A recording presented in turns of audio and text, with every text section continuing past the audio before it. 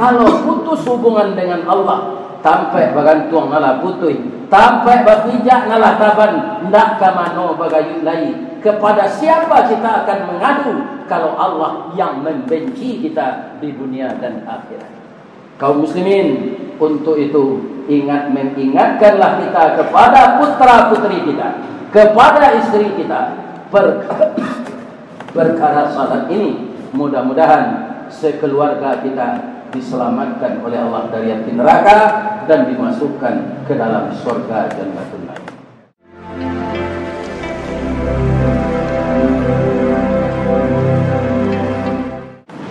Alhamdulillah alladzi khalaqal insana fi ahsani taqwim wa ba'athan nabiyyina mubashshirina wa mundhirin wa anzala ma'ahumul kitaba bil haqq liyurshidun nasa ila sabilil huda wa yukhrijuhum minadh dhulumati ilan nur. Ashhadu an la ilaha illallah wahdahu la syarika lah wa ashhadu anna Muhammadan abduhu wa rasuluh sallallahu alaihi wasallam la nabiyya ba'da. Allahumma fasalli wa sallim ala hadzal nabiyil karim wa ala alihi wa sahbihi ajma'in.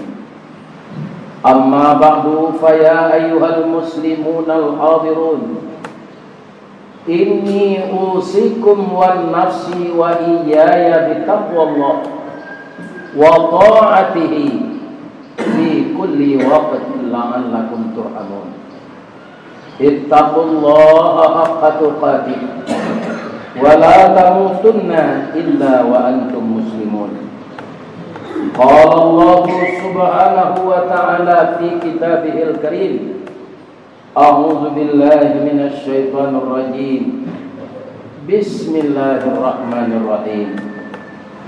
Idza ara'a naran faqala li ahlihi amkuthu inni anastu nara la'alli atikum fiha biqabasin aw ajidu 'alan nari huda. Falamma ataha nudiya ya Musa inni ana rabbuk faqla' na'laika innaka bil wadil muqaddasi tuwa wa ana akhtartuka fastami' lima yuha innani anallah la ilaha illa ana fa'budni wa aqimis shalah li dzikri. Sadaqallahul azim. Kaum muslimin, bapak-bapak, sahabat-sahabatku, anakku generasi muda Islam, jamaah Jumat rahimakumullah. Pada hari ini semenjak malam kita diturunkan oleh Allah rahmat hujan untuk penyubur tanah, sehingga dalam surat Sajadah Allah berfirman, awalam yarau anna nasuqul ma'a ilal ardil jurus fanukhriju bihi zar'an ta'kulu minhu an'amuhum wa anfusuhum afala yubsirun. Apakah tidak kamu perhatikan manusia? Kami turunkan air dari sela-sela awan hitam, maka disiramnya bumimu. Engkau tanam sawit, engkau tanam gata, engkau tanam padi, engkau tanam cabai, semuanya berdaun dan berbuah. Sebahagian tanaman itu untuk makanan dan keperluanmu, dan sebahagian makanan binatang ternakmu. Apakah tidak kamu perhatikan? Mungkin ada profesi kita yang berjualan air es, yang berjualan cendol, tapi hari hujan ini kurang beruntung nampaknya yang seperti itu. Tapi di sudut lain, dengan turunnya hujan, bumi ini subur. Coba Bapak bayangkan, kalau sumber air yang habis, kita akan cepat mati. Saya sudah bersejarah dengan orang tua-tua yang lari ke dalam hutan ketika penjajahan Belanda. 3 bulan tidak dapat nasi, tidak ada daging-dagingan. Yang mereka minum hanyalah air saja. Di hutan itu air banyak, karena hutan itu rimbun. Air hujan ditampung, kemudian mengalir menjadi sumber mata air ke dalam tanah. Jadi 3 bulan minum air, manusia tidak mati walaupun tak dapat nasi. Tapi kalau air yang habis, maka beberapa menit saja tidak ada yang mengandung air yang kita minum, maka kita akan mati. Kenapa? Karena air di tubuh kita banyaknya 85%. Maka hujan yang turun ini kita terima saja dengan ucapan Alhamdulillahirabbil alamin, walaupun ada kita yang teralang usahanya dengan turun hujan. Tapi lihatlah hikmah yang paling besar dengan turunnya musibah. Di balik hikmah, di balik musibah ada hikmah. Setelah kita menurun, kita akan mendaki. Setelah susah, kita akan bahagia. Itulah roda kehidupan di dunia ini. Kaum muslimin yang terhormat, siapa yang bisa menerima itu dengan sabar? Siapa yang bisa menerima itu dengan tabah? Orang yang rajin dan taat serta khusyuk mendirikan salat. Kalau tadi malam kita berceramah di Masjid Al-Maghfirah perkara salat yang diterima oleh Nabi Muhammad sallallahu alaihi wasallam itu di Sidratul Muntaha. Ayat yang kita bacakan sebagai dasar khutbah hari ini adalah surat Taha. Itu Nabi Musa menerima perintah salat. Jadi seluruh nabi sebelum diperintahkan salat, agar jiwanya kuat, agar dia tabah dan sabar, diuji dengan bermacam-macam ujian berat. Kalau Nabi Muhammad, makanan diembargo oleh orang Quraisy, meninggalnya istri beliau, meninggalnya paman beliau. Nabi Musa diancam oleh raja yang kejam untuk dibunuh. Maka beliau lari, kaum muslimin, dari Mesir ke Madian, bertemulah dengan Nabi Shu'aib. Kemudian karena Nabi Musa ini orang jujur, tentu saja Nabi pasti orang jujur, maka diambil oleh Nabi Shu'aib menjadi menantu. Kaum muslimin, karena dia buron dalam peralihan sudah lebih dari 20 tahun, maka dia ingat kepada ibunya, "Ayah, bolehkah saya memperkenalkan istri saya kepada ibu saya?" "Silakan nak, kamu kan sudah punya SIM, kamu sudah menikah, bawalah istrimu kemenakan pergi." Para jemaah, dalam perjalanan beliau membawa istrinya sedang hamil ke kandang, jauh sekali kampungnya ini. Kembali kita pulang, tidak tahan saya berjalan. Kalau kita kembali, jauhnya sama. Maka digendonglah istrinya yang hamil tadi oleh Nabi Musa. Ketika terengah-engah, napasnya sesak, menggendong istri. Kaum muslimin, nampak oleh istrinya tadi api di atas bukit. Hari ketika itu musim dingin. Kaum muslimin, bapak-bapak yang terhormat, apa kata istrinya? "Bang, tolong diambil api itu untuk memanaskan badan."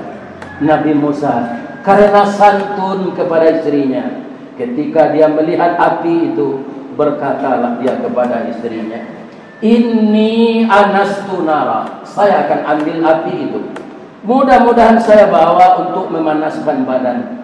Au ajida ala nari huda, atau saya dapat petunjuk yang lebih dalam ketika saya sampai di api itu.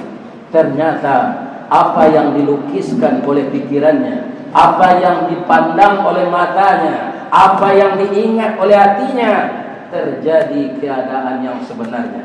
Setelah dia sampai dekat api itu, falamma ataha nudiya ya Musa, maka tatkala sampai dia di bawah bukit Tursina itu di lembah tua, tiba suara, "Ya Musa." Suara siapa itu? Itulah suara Allah. Nabi Musa istimewanya dari nabi lain, Allah menurunkan ayat wahyu tidak melalui Jibril, tapi langsung kepada Nabi Musa. Maka Nabi Musa itu di dalam hidupnya bergelar kalamullah, seorang nabi yang langsung bisa berbicara dengan Allah. Apa kata Allah? Inni ana rabbuk, saya ini Tuhan engkau. Fakhla'na laika, buka sepatumu. Innaka bil wadil muqaddasi huwa, engkau berada di lembah suci. Itulah sebabnya sampai sekarang alas kaki tidak boleh dibawa ke dalam masjid. Kaum muslimin yang terhormat, apa kata Allah lagi?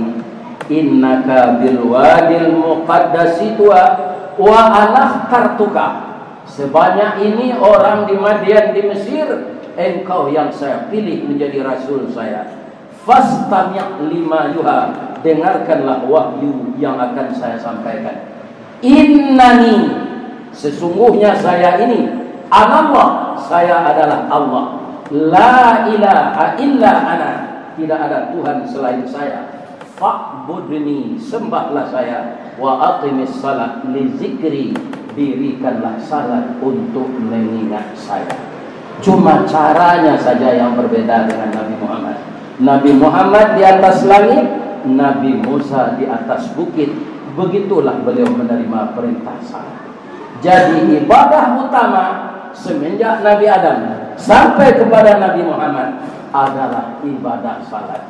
Tadi malam sudah saya sampaikan, saya ulang di khutbah ini. Bapak-bapak adalah kepala keluarga, istri bukan kepala keluarga. Nanti kalau anak melalaikan salat karena tidak diajar, yang akan ditanya di akhirat bukan istri bapak, tapi bapak sendiri. Dan ini sudah diingatkan oleh Allah. Ya ayyuhalladzina amanu qu anfusakum wa ahlikum nara. Wahai orang yang mengaku beriman, peliharalah dirimu dan keluargamu dari api neraka. Kenapa? Karena meninggalkan salat, nerakanya neraka yang paling panas, neraka spesial, namanya neraka sakar. Jadi nilai diri manusia untuk bersilat, berhubungan dengan Allah Maha Pencipta adalah salat. Orang yang meninggalkan salat, maka putuslah hubungannya dengan Allah.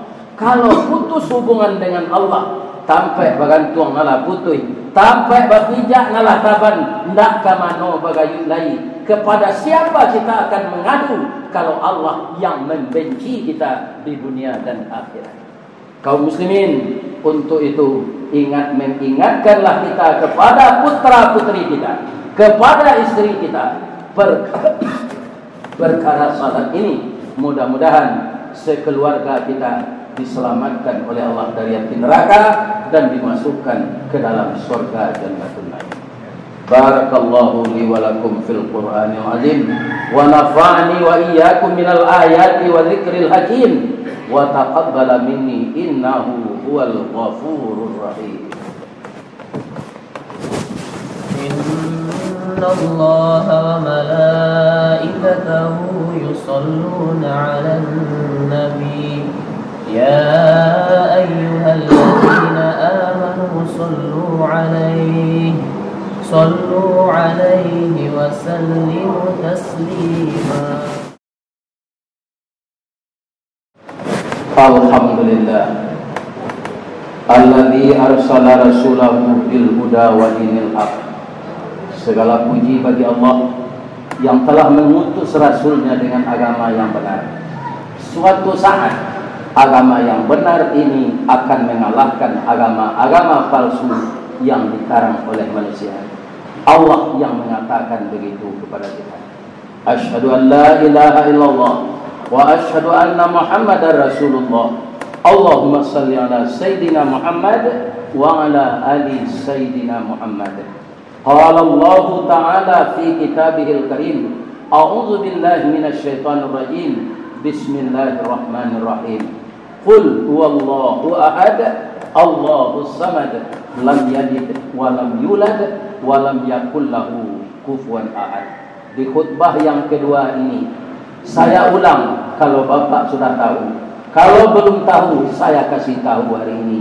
Itulah surat yang namanya tidak ada ayat yang berbunyi itu di dalam. Al-Baqarah ada Al-Baqarah. Ali Imran ada cerita keluarga Imran. Tapi namanya surat Al-Ikhlas yang ada Qul huwallahu ahad, Allahus samad, lam yalid walam yulad walam yakul lahu kufuwan ahad. Kenapa nama surat pendek itu Al-Ikhlas? Karena itu ayat berkaitan dengan tauhid. Bermula agama bermakrifat kepada Allah, jangan mempersekutukan. Maka Allah menyatakan kepada kita melalui nabinya, Qul, sampaikan ya Muhammad bahwa Allah itu satu. Maka janganlah bertawasul kepada ulama yang telah mati. Jangan bertawasul ke kuburan orang alim yang telah mati. Bertawasullah ke ulama yang sedang hidup. Tanyakan apa yang tak bisa kita dalam agama. Tanyakan kepada ulama yang masih hidup, bukan ulama yang telah mati. Orang mati, jangankan ulama, nabi saja sama dengan kita mati. Tidak akan keluar ke dunia ini lagi, nanti akan bertemu di akhirat. Ini yang banyak dilakukan orang. Dia salat tapi mempersekutukan Allah dengan kubur. Dia salat mempersekutukan Allah dengan wali songo. Itu suatu perbuatan yang salah. Jagalah tauhid supaya ibadah diterima Allah Subhanahu wa taala. Itu pengertian ikhlas. Ikhlas hanya bertuhan kepada Allah saja. Innallaha wa malaikatahu yusalluna 'alan nabi ya ayyuhalladzina amanu sallu 'alaihi wa sallimu taslima. Allahumma salli 'ala sayyidina Muhammad wa 'ala ali Muhammad kama shallaita 'ala sayyidina Ibrahim wa 'ala ali Ibrahim innaka Hamidum Majid. Allahumma ighfir lil mu'minina wal mu'minat wal muslimina wal muslimat al ahya minhum wal amwat innahu qaribun mujibud da'wat ya qadil hajat ya rabbal alamin. Rabbana waghfir lana dhunubana wa liwalidina warhamhum kama rabbawna shighara. Rabbana atina fid dunya hasanah wa fil akhirati hasanah wa qina adzaban nar. Ibadallah, innallaha ya'muru bil 'adli wal ihsan wa ita'i dzil qurba wa yanha 'anil fahsya'i wal munkari wal baghi ya'idukum la'allakum tadhakkarun. Fadhkurullahu 'azim yadhkurkum wad'uuhu yastajib lakum wa la dzikrullahi akbar.